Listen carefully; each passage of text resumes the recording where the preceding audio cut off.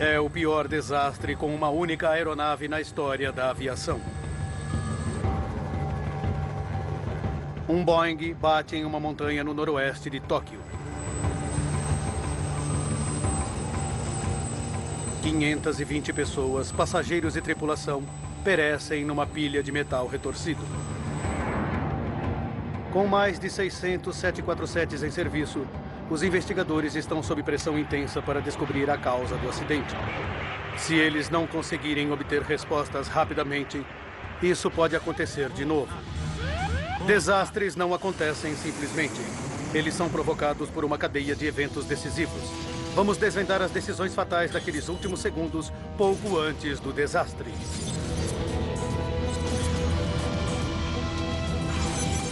Segundos fatais. Queda incontrolável no Japão. Japão. Aeroporto de Haneda, Tóquio. 12 de agosto de 1985. 6 horas da tarde. O voo 123 da Japan Airlines se prepara para a decolagem. Seu destino, a cidade de Osaka, a 400 quilômetros dali. No comando está o primeiro oficial, Yutaka Sasaki. Observando seus movimentos está Masami Takahama, um dos comandantes mais experientes da Japan Airlines.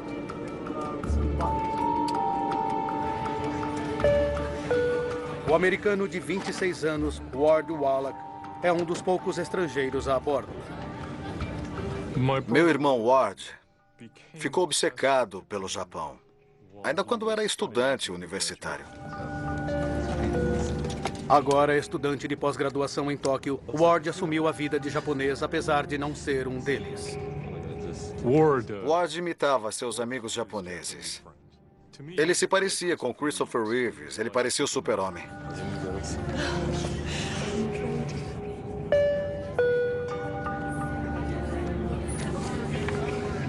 O ator e cantor japonês Kyu Sakamoto também está a bordo. Acho que era o sorriso do meu marido, Kyu Sakamoto, que mais chamava a atenção de todo mundo. Ele mantinha um grande sorriso quando se apresentava na TV. E era assim também em casa. Ele adorava sua família. Ele era gentil e sempre se preocupava com a família.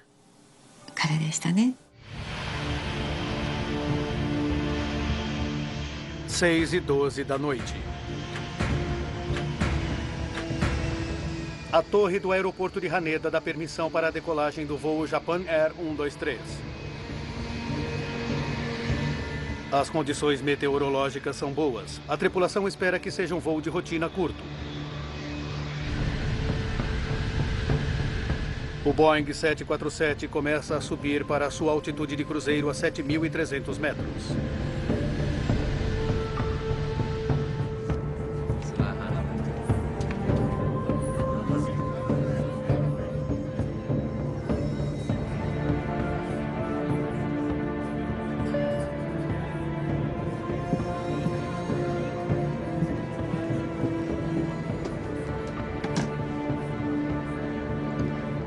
Um passageiro precisa usar o banheiro. Cuidado, por favor. Fala para ir rápido. 6h24 da tarde.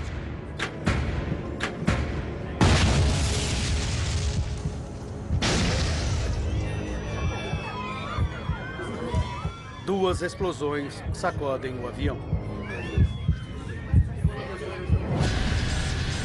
Alguma coisa explodiu. Cheque as engrenagens. Os controles de voo da aeronave não respondem. Tente de novo. A tripulação tenta desesperadamente descobrir o que aconteceu.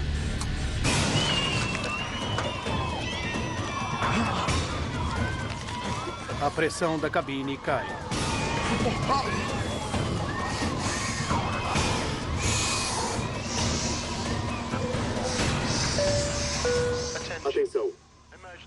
emergência.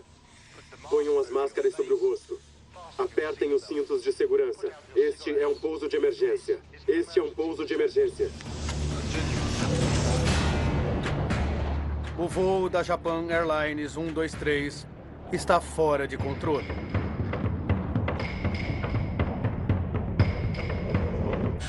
O comandante Takahama declara a emergência.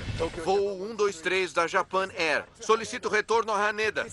E entra em contato por rádio com o controle de tráfego aéreo de Tóquio. Pegue um curso magnético de 90 graus para o vetor do radar para Oshima. A tripulação está tentando fazer com que o 747 faça uma curva certeira para seguir uma rota de volta ao aeroporto de Haneda. Vá para a direita.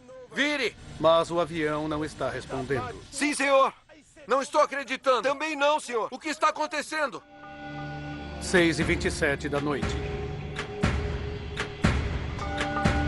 O controle de tráfego aéreo de Tóquio se comunica com o voo Japan Air 123 por rádio. Japan Air 123, por favor, confirme se vocês têm uma emergência. Afirmativo. Qual é a natureza dessa emergência?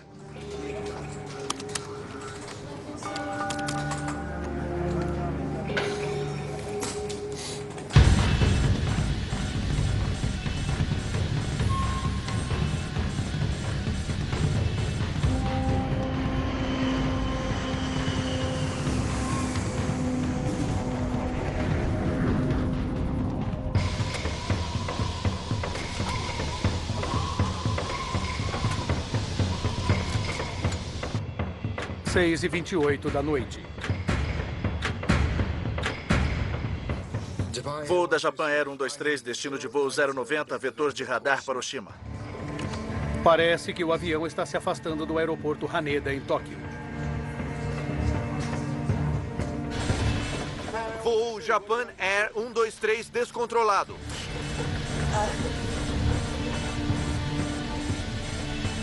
Voo Japan Air 123 descontrolado. 6h31 da noite. O controle de Tóquio sugere que eles sigam para o aeroporto de Nagoya, a 133 quilômetros dali. Sua posição é de 115 quilômetros de Nagoya. Conseguem pousar em Nagoya? Não, negativo. Solicito retorno a Haneda. A tripulação quer assumir o trecho mais longo e voltar para o aeroporto Haneda, em Tóquio. 6h33 da noite. A aeronave ainda está acima dos 6.000 metros. Os passageiros têm dificuldade para respirar.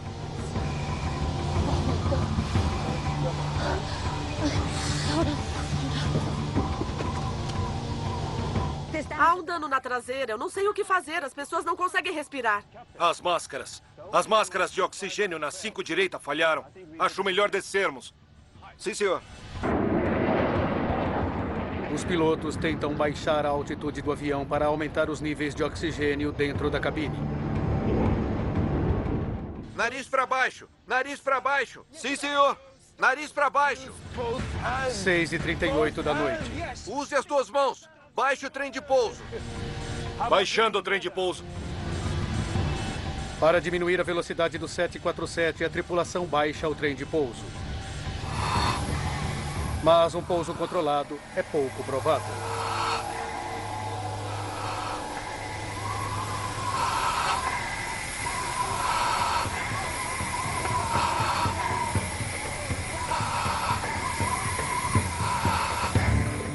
O tráfego aéreo de Tóquio segue o avião pelo radar.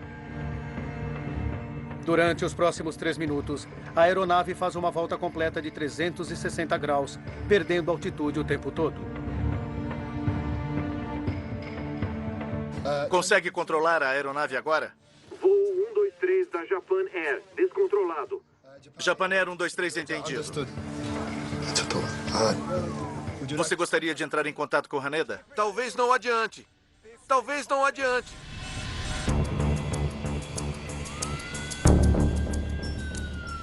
Numa base militar americana em Yokota, equipes de emergência estão a postos. Japan Air 123. Japan Air 123. Yokota a postos. Se estiver me ouvindo, opte por 5423. O equipamento está baixado? Trem de pouso baixado. 6h47 da noite. O avião baixou para 2.000 metros. Mas com pouco controle sobre a aeronave, os pilotos agora encaram novos perigos. Veja, tem uma montanha na nossa frente. O voo 123 da Japan Airlines está agora a quilômetros de sua rota original e mergulha na região montanhosa do noroeste de Tóquio. Vire à direita, tem uma montanha ali. Assuma o controle, para a direita, vire à direita. Virando à direita. Quase batemos na montanha. Eu sei, senhor. A tripulação luta para subir o avião para longe do perigo. Vire à direita. Suba o nariz agora. Suba. Sim, senhor.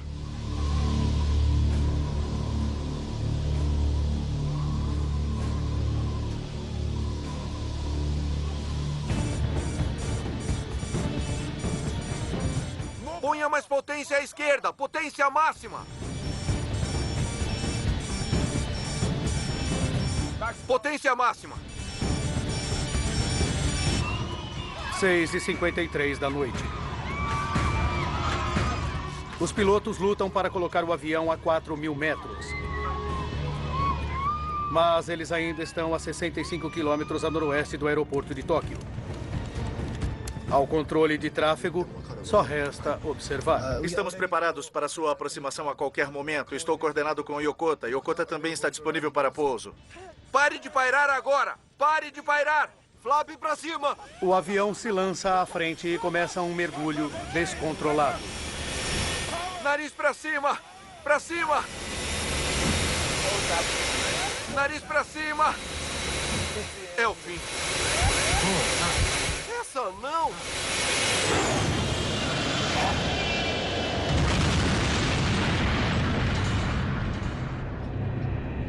Japan Airline 123, está me ouvindo? Japan Airline 123, está me ouvindo? O avião desaparece do radar. Japan Airline 123, está me ouvindo? Eu não consigo ouvir nada. Os destroços de um jumbo podem ser vistos espalhados pelas montanhas. Um avião Boeing 747 caiu com mais de 500 pessoas no auge do feriado mais popular do Japão. E não há sinais de sobreviventes. Fiquei sabendo, pela edição extraordinária, que um avião tinha desaparecido do radar. Mas eu não sabia se meu marido estava naquele avião ou não.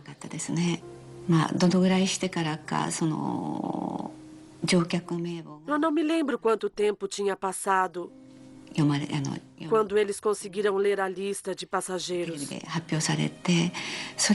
Quando conseguiram publicar na televisão. Quando eu ouvi a lista, logo soube que ele estava naquele voo. Sinceramente, como vou descrever? Fiquei horrorizada.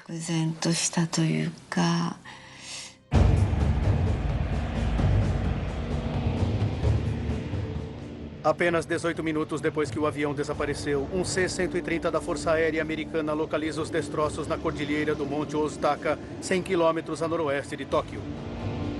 Ele entra em contato com as autoridades japonesas pelo rádio, dando as coordenadas.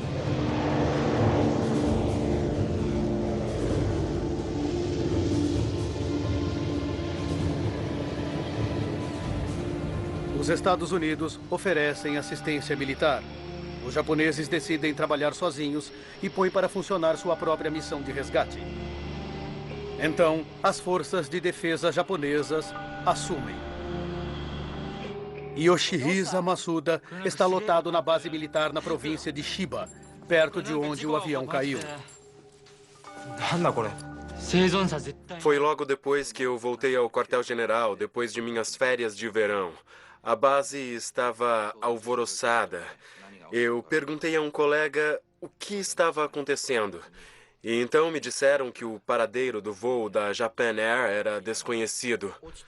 A base foi posta em stand-by na noite em que o avião caiu. E as pessoas diziam que provavelmente teríamos de sair. um helicóptero japonês enviou relatórios dizendo que não havia sobreviventes. O terreno montanhoso e a falta de equipamentos para operações noturnas retardaram ainda mais os esforços de resgate japoneses. Eles só conseguem chegar ao local mais de 14 horas depois do acidente. Milagrosamente, são encontrados 4 sobreviventes, que passaram a noite na encosta da montanha.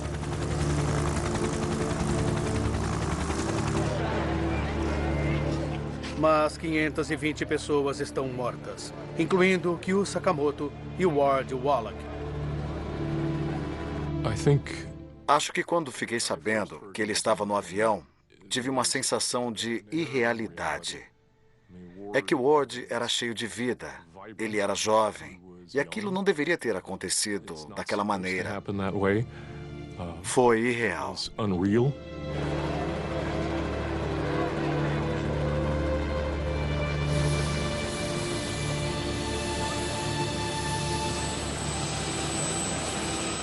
Logo depois da queda, os sobreviventes se lembram de ouvir os gritos dos passageiros nos destroços e que morreram durante a noite. Os médicos no local notam que alguns dos ferimentos não teriam sido fatais se o socorro tivesse chegado mais cedo. É claro que eu só descobri depois que as operações de resgate não foram realizadas no local.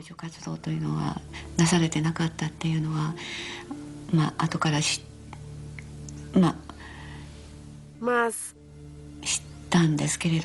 eles deveriam ter ido até lá imediatamente. Por quê? Eles demoraram tanto.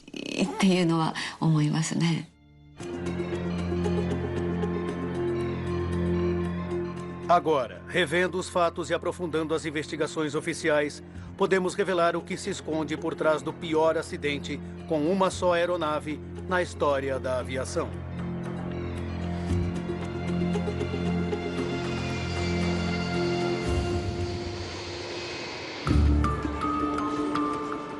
O Comitê Japonês de Investigação do Acidente do Avião é responsável pela investigação da queda. Como pede a lei japonesa, uma investigação criminal é feita pela polícia ao mesmo tempo. Nos Estados Unidos, o fabricante do Boeing 747 é avisado do desastre no Japão.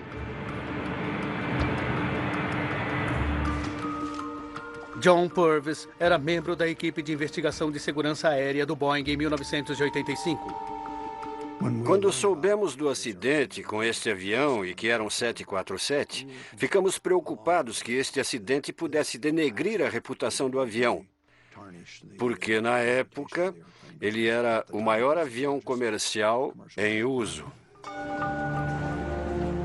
Com as vidas de milhões de passageiros de 747s em risco, o Comitê de Segurança nos Transportes Nacionais dos Estados Unidos, ou NTSB, quer respostas para os motivos pelos quais um avião construído nos Estados Unidos se acidentou. O representante do NTSB, Ron Schlid, é designado para a investigação. Havia uma grande preocupação que, se fosse um problema mecânico, ele poderia ser uma falha genérica e que isso pudesse afetar a frota toda. Uma equipe de investigação de engenheiros da Boeing e membros do NTSB seguem para o Japão. Mas depois que eles chegaram lá, tiveram dificuldades para seguir para o local do acidente. Quando chegamos ao hotel em Tóquio e nos encontramos com os japoneses, ficou claro que havia problemas para se conseguir acesso às informações que eram conhecidas e também ao local do acidente posteriormente. Quanto ao fabricante do avião, a Boeing tem um acordo firmado internacionalmente que os permite investigar o local do acidente para ter certeza de que todos os outros 747s estão em condições de voo. Entretanto, uma vez que esse voo, o Japan Air 123, era um voo doméstico, as regras internacionais não se aplicavam em 1985. Desta forma, Nós não tínhamos um direito automático de chegar lá. Nós tínhamos de pedir permissão para viajar e trabalhar com os japoneses. Enquanto os americanos esperam pela permissão da polícia para ter acesso ao local da queda, os investigadores japoneses do acidente partilham com eles as gravações de voz da cabine do piloto do voo Japan Air 123. Alguma coisa explodiu.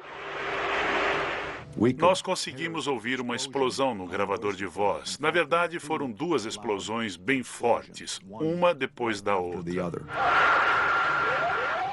É o fim.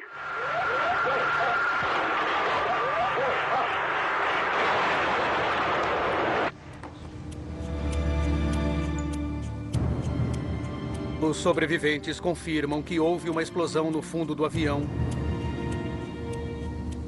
e que levou os investigadores a uma conclusão arrepiante. Nos anos 1980, em todo o mundo, houve vários ataques terroristas, sequestros e explosões de aviões. Então, quando aquele acidente aconteceu, desconfiamos de que tinha sido um ato de terrorismo.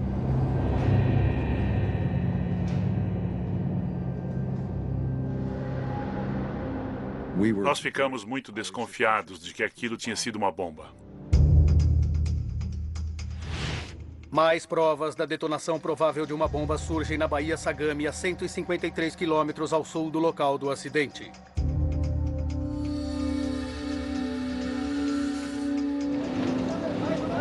Marinheiros japoneses descobrem um pedaço bem grande do avião. Uma das primeiras coisas que nos mostraram foi o estabilizador vertical, ou a cauda do avião, que tinha se desprendido sobre a água no sul de Tóquio, bem embaixo da trajetória de voo do avião. E isso indicava que o avião tinha sofrido um problema catastrófico bem antes de eles chegarem ao local do acidente. Uma foto tirada durante os últimos minutos do voo 123 da Japan Airlines confirma os temores dos investigadores. Ela mostra claramente que a cauda estava desaparecida. Estava muito claro que algo incomum tinha acontecido. E mais uma vez chamava a atenção para o fato de que poderia ter sido uma bomba. 5 dias depois de sua chegada, a equipe americana recebe permissão da polícia japonesa para avaliar o local do acidente.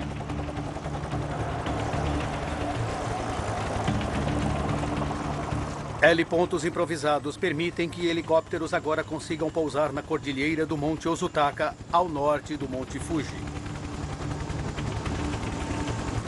O céu estava caótico, helicópteros indo e vindo sem parar.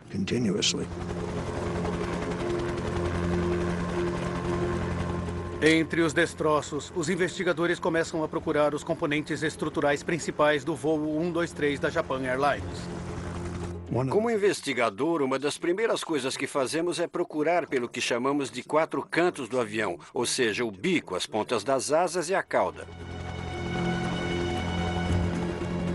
Alguns metros abaixo da cordilheira, eles encontram restos do anteparo de pressão traseiro.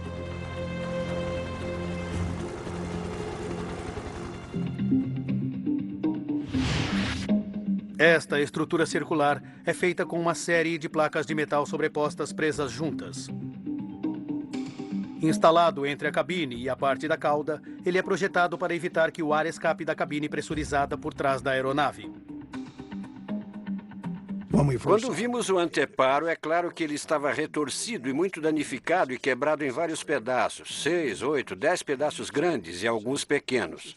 E as peças tinham uma forma meio triangular, e elas iam do centro do anteparo para a borda, algo parecido com um pedaço de guarda-chuva. Os investigadores estudam o anteparo de pressão traseira em busca dos sinais de danos por bombas. Uma bomba deixa uma marca bastante característica no metal quando ela explode. Ela tem muita força. É mais força do que é possível gerar em um acidente real de uma aeronave. Mas a maior parte dos destroços do anteparo exibe danos consistentes com um impacto em alta velocidade. Uma das observações genéricas sobre quando o metal é rasgado é que ele deixa uma forma dentada na ruptura. Ele foi rasgado. Nós vimos provas disso na parte traseira da aeronave e na maior parte dos destroços do anteparo de pressão. Com certeza, aquilo não foi provocado por uma bomba. Analisando com mais atenção, eles descobrem um dano incomum. Havia uma parte do anteparo que exibia uma característica curiosa, diferente do resto dos destroços do anteparo. Em uma área, duas partes tinham se separado em linha reta, comparada ao resto do anteparo, que tinha ficado retorcido e rasgado com a sobrecarga. Elas tinham se separado ou falhado de maneira diferente, e eu queria saber por quê. A equipe quer analisar o anteparo em seu laboratório, mas a polícia não lhe dá permissão, uma vez que ainda existe uma investigação em andamento que quer determinar se um ato criminoso foi o responsável pelo acidente. No Japão, uma investigação criminal tem prioridade sobre uma investigação de segurança. Isso causou uma dificuldade para a equipe ter acesso ao local, ter acesso a outros dados, incluindo os destroços que caíram do avião.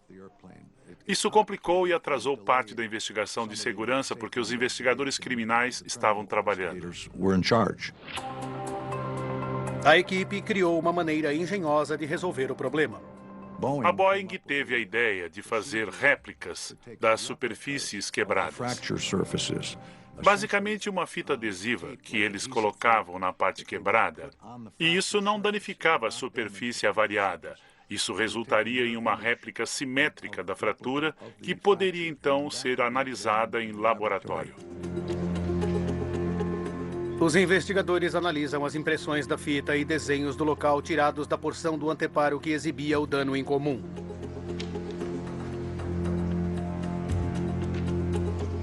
Parece que uma placa do anteparo foi cortada fora junto com uma fileira de rebites que aprendiam a sua vizinha.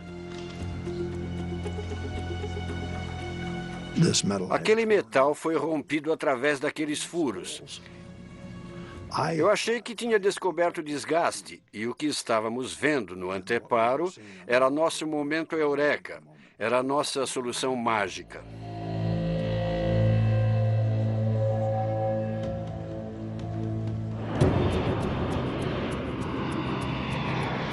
Tendo detectado os sinais indicadores do desgaste do metal, os investigadores agora precisam saber o que provocou aquilo.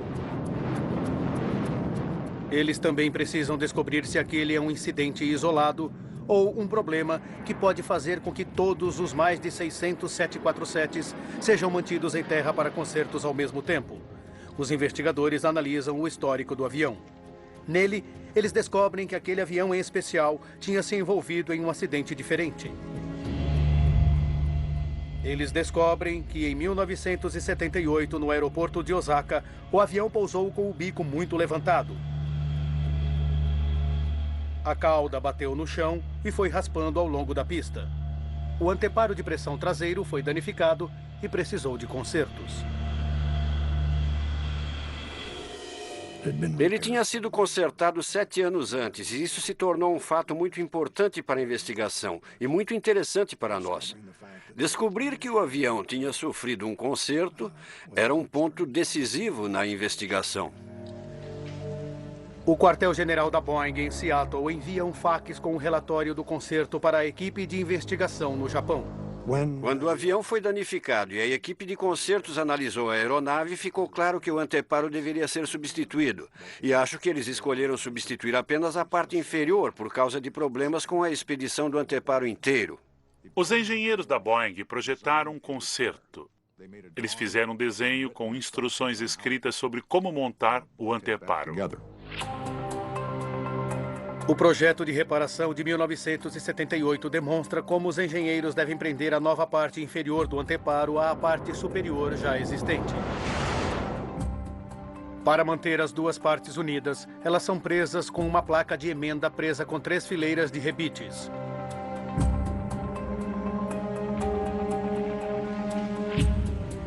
Quando a fratura incomum do metal se soltou junto com as fileiras de rebites, a suspeita dos investigadores recai sobre a junção entre a emenda e as duas metades do anteparo. A equipe calcula o que poderia ter acontecido se menos rebites do que o necessário tivessem sido usados durante o concerto. Uma das possibilidades que consideramos durante as discussões foi se o conserto do anteparo tinha sido feito de maneira apropriada. Um dos membros da equipe fez um cálculo matemático para saber se aquilo poderia acontecer, e ele determinou que o anteparo falharia depois de cerca de 11 mil ciclos. Extraordinariamente, o avião tinha realizado 12.319 ciclos de decolagens e pousos desde o concerto, bem próximo ao número previsto. É um momento de avanços na descoberta. Um anteparo que foi reparado de maneira defeituosa poderia estar por trás do acidente mais fatal do mundo com uma única aeronave. Os investigadores agora precisam de provas materiais para respaldar sua teoria. A polícia japonesa, mais uma vez, concede acesso ao local da queda para que a equipe consiga examinar os destroços mais detalhadamente. Então, nós fomos direto à área do anteparo de pressão, que tinha o que eu considerava uma fratura com formato bem curioso. Nós descobrimos que o conserto não tinha sido feito como planejado.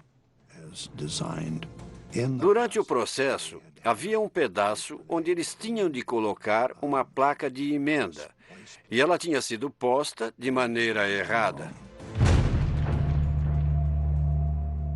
Os investigadores descobrem que a placa de emenda tinha o tamanho errado. Parece que, para conseguir encaixá-la, os engenheiros se desviaram do projeto de conserto. Na verdade, a placa de emenda tinha sido cortada em duas partes. A parte mais estreita estava fixada com uma única fileira de rebites. A parte mais larga estava fixada com uma fileira dupla. Aquilo significava que aquela parte da emenda tinha basicamente 70% da resistência do que ela deveria ter. Por causa do conserto defeituoso, apenas uma fileira de rebites recebe a maior parte da força durante cada ciclo de pressão na decolagem e pouso. Durante cada ciclo, o anteparo se estica e se encolhe como a borracha de um balão de ar. Pequenas fissuras surgem e vão crescendo ao redor do local onde os rebites furaram o metal. Cerca de 12 mil ciclos depois do concerto, a placa da emenda se partiu. O ar com alta pressão da cabine irrompe pelo furo, enfraquecendo o anteparo e fazendo com que ele falhe explosivamente. Esta avaria é ouvida na forma da primeira explosão, quando o ar em alta pressão da cabine de passageiros irrompe através do anteparo. Para a direita, agora! Agora! Os investigadores agora querem saber a razão da segunda explosão. Seguindo os destroços encontrados na Baía Sagami, eles sabem que o voo 123 da Japan Airlines perdeu seu estabilizador vertical na cauda 12 minutos depois da decolagem. Revisando as gravações de bordo, eles percebem que isso acontece ao mesmo tempo em que duas explosões são ouvidas, levando a equipe a uma conclusão surpreendente.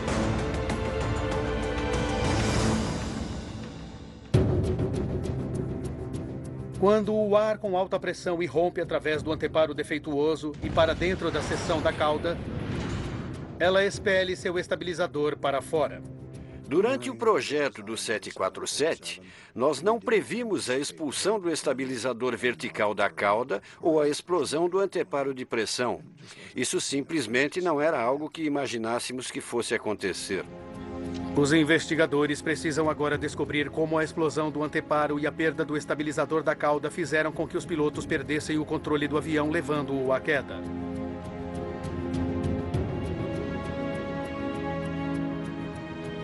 O controle de tráfego aéreo capturou o voo 123 da Japan Airlines, seguindo para o meio da Cordilheira Kanto, distante do aeroporto Haneda, em Tóquio, e registrou a perda e o ganho de altitude do avião por diversas vezes.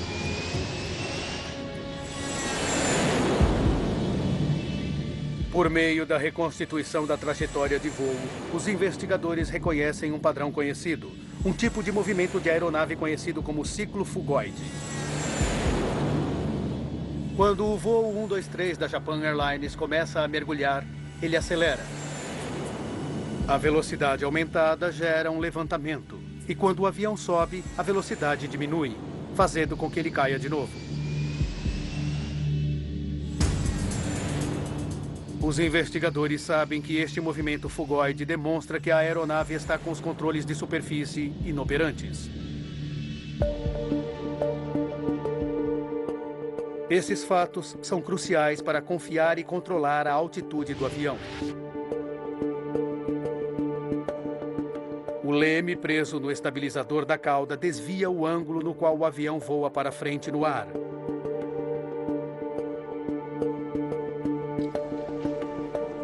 Só a perda do leme não levaria ao movimento fugoide. Mas um dano maior no sistema hidráulico do avião levaria. Em aviões grandes e modernos, todos os controles são movidos por pressão hidráulica. Não há como o piloto ter força suficiente para mover os controles de voo através de cabos e roldanas, como nos velhos tempos. Assim, sistemas hidráulicos movem os controles de voo. A equipe percebe que os sistemas hidráulicos do voo 123 da Japan Airlines foram criticamente danificados com a explosão do anteparo. Para fazer os 4 sistemas hidráulicos chegarem ao estabilizador vertical e até os lemes, e todos eles precisam chegar até lá, isso significa que eles precisam inicialmente passar pelo anteparo de pressão e precisam subir até o estabilizador vertical. Quando o estabilizador é arrancado, vários cabos hidráulicos importantes são cortados. A aeronave fica paralisada. Depois que eles perderam o estabilizador vertical e os sistemas hidráulicos, os pilotos só tiveram um mínimo acesso à potência do motor. O avião continuou a voar em círculos, para cima e para baixo, completamente fora de controle. Isso explica por que o avião voa em modo fugoide. Por que a tripulação tem uma dificuldade extrema para controlar a descida do avião? Abaixe isso! E por que eles não conseguem retornar ao aeroporto de Haneda mergulhando na Cordilheira Kanto?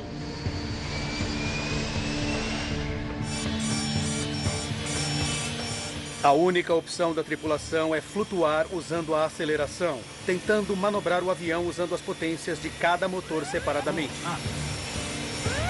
À mercê da aeronave avariada, não há mais nada que os pilotos possam fazer. O desastre é inevitável.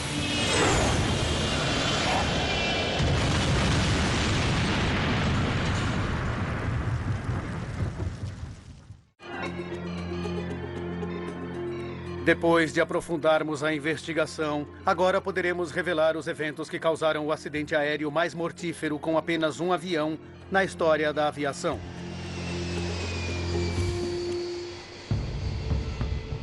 2 de junho de 1978, 7 anos antes do desastre. O anteparo de pressão traseiro de um Boeing 747 é reparado de forma incorreta depois de um acidente que atingiu a sua cauda e isso o deixa criticamente enfraquecido. 6:12 da noite do dia 12 de agosto de 1985, 44 minutos para o desastre. O mesmo avião da Japan Airlines decola do aeroporto de Haneda, Tóquio.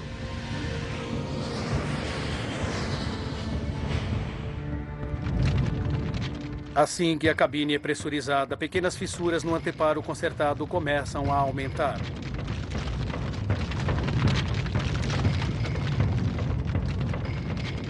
32 minutos para o desastre.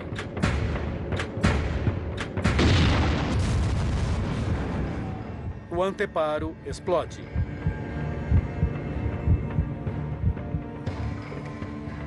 O ar pressurizado irrompe para a cauda do avião, arrancando o estabilizador traseiro e cortando as linhas hidráulicas. 31 minutos para o desastre.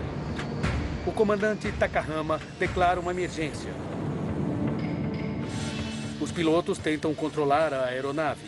sem saber que os controles básicos de voo estão permanentemente desligados.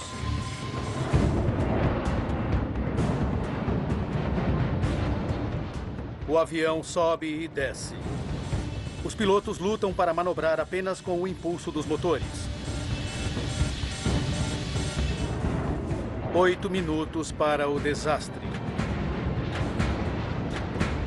Nariz para baixo. Os pilotos descem o avião para 2.000 metros. Nariz para baixo. Nariz para baixo. Mas agora ele está no meio da Cordilheira Canto.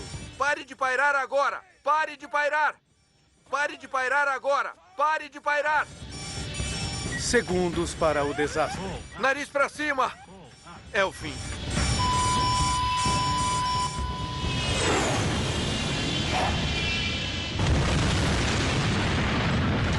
A tragédia ainda não terminou. O depoimento de um dos sobreviventes revela que outros também tinham sobrevivido ao impacto. –